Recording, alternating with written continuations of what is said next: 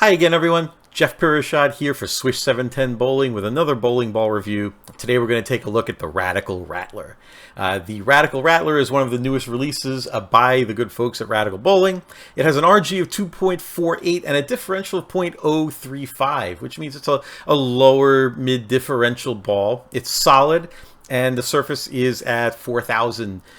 So we're expecting a bowling ball that's going to be very predictable, isn't going to do anything crazy on the lane. As you can see, I have this one laid out at 50 degrees by 5 inches by 15 degrees.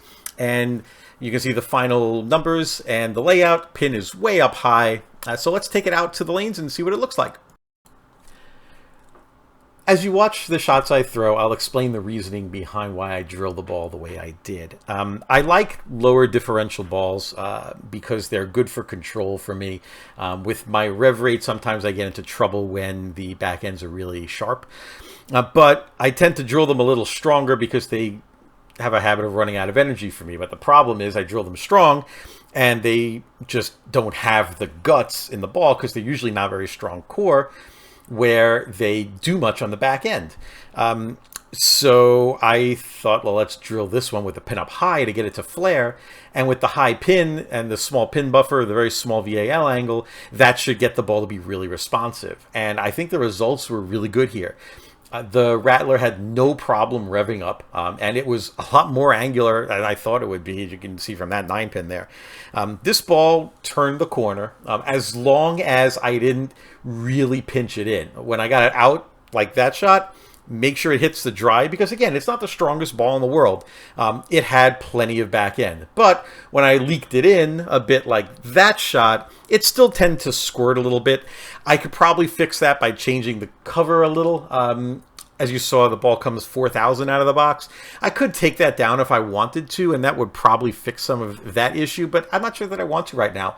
I like the way this ball saves energy and is pretty angular on the back end.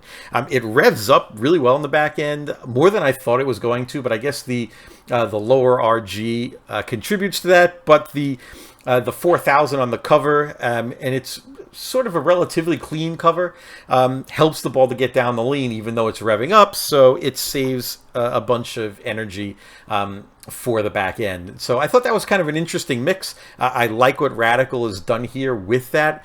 I think it's a good combination of traits for a low differential ball to have. Now, obviously, again, it's not the strongest ball in the world, so I can't just loop it coast to coast and miss right and expect it to come back, and at least not with my ball speed.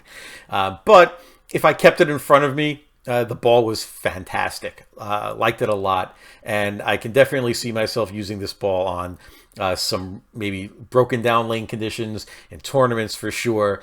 So I'm going to start moving a little left just to kind of test it to see how far left I can go. So I get left here, and it's okay. Kind of gets back. So I'm thinking, okay, well, maybe I just need to slow it down a little bit. I do tend to have a high ball speed. So I slow it down, and it hooked, but it didn't quit. You can see it continued. It basically just went right at the 8-pin.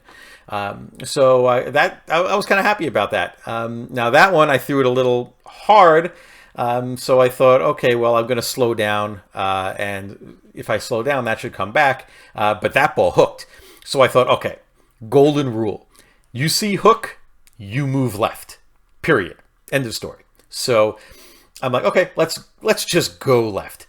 And I went left, and like, oh, that ball, oh, it almost got there. I'm thinking, okay, I can make that ball strike. I can make that work.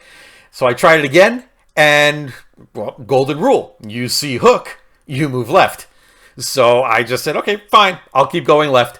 And it struck from there, and it struck really well.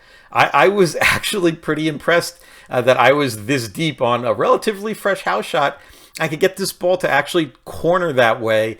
But you can see I'm not throwing it as hard as I usually do. I'm making sure I keep my speed down. The ball's not rolling out. It's getting back pretty well. So there you have it. So here are my closing thoughts on the Radical Rattler. First, its strengths. This should be a really good ball for tournaments, sport bowling, anything that's not really a house shot and you need control, especially short, medium patterns. This ball should be great. If you're looking just for a benchmark ball for your arsenal, something that you can get a good read if the lanes are hooking a lot or if they're really oily and you need something just kind of right in the middle that's predictable and doesn't do anything crazy, this should also be a good ball for that. And if you're just looking for your first reactive ball, but you don't want something really weak, this should be good for that. As you know, maybe a teenager that's just starting to bowl seriously, this should be good for that if you don't want to break the bank. For weaknesses, heavy oil, maybe not the best choice for a heavy oil condition. And playing deep inside, unless the back ends are really hooking a lot, there's probably other balls that are better than the Rattler for that. But anyway, that's my review on the Radical Rattler. If you enjoyed this video, please consider hitting the like and subscribe buttons. It really helps me out. And leave any comments below. I answer most questions. So let me know what you think, and we'll see you guys next time. Thank you.